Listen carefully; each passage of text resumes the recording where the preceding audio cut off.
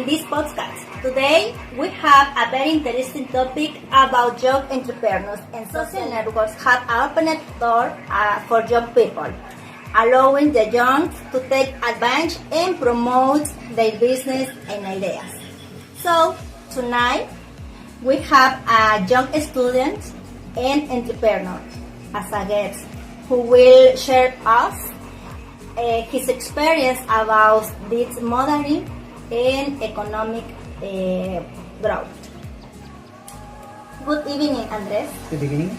Welcome to this space. Thank you. Tell me, Andres, how easy or difficult is to get started as a social media entrepreneur? Well, it's not easy. It's a challenge because you have to make a friend of technology. Entrepreneurship from the digital is a process that involves a planned immersion, where the important thing is to prepare, train, and update constantly in order to put all the new knowledge at the service of business ideas. And we must be aware that our first customer will always be friends and family, Yes, I know. What is the biggest risk that you had when you say, go ahead, I can do it? I think the bigger risk is to face fear when we are thinking that it won't work. If you don't get right, the fear nothing will work. And keep strength and confidence because at the beginning this won't be as we think. Our clients will only family and some friends, and understand and appreciate that much of success depends on the recommendation. Yes, Arthur, the first customer are always the family and some friends. What are the advantages or possibilities that offered by social networks to start a business?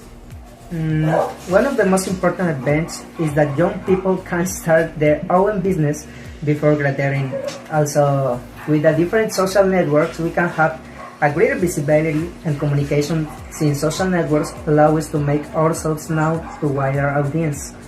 We have a close communication with customers. Social media allow us to reach specific audiences and maximize the reach. Andres, you're right in this point, because according to the statistic, 10 or 15 years ago, the age to start a business used to be around 30 years old, but actually many students are starting a business at younger age, between 23 or 24 years old, and this is much easier for them.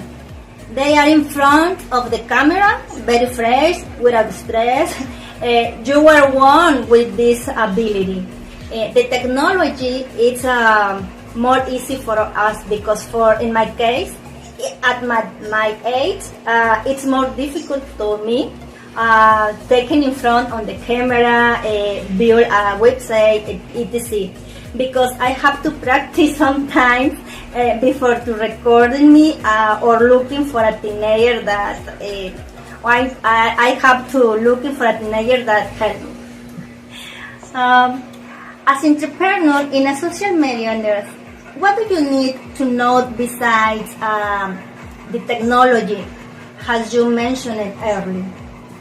Well, one of the most important points is to know how virtual or non-virtual company is structured. To learn basic accounting knowledge in order to know the difference between losses and profits.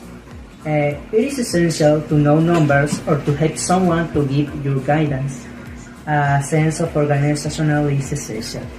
Oh, all right. You are right. Finance is very important in this in any business, because no matter if the project is small or is big, finance is always important.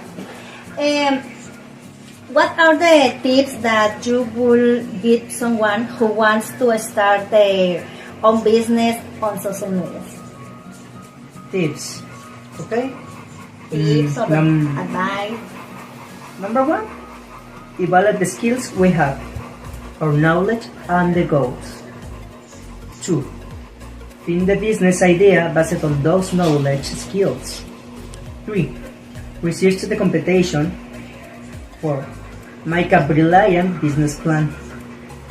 5. Find a mentor who can help you. And 6. Register the business.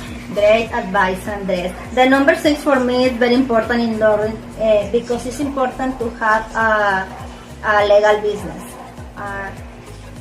Thank you very much, Andres, for sharing with us your experience about this.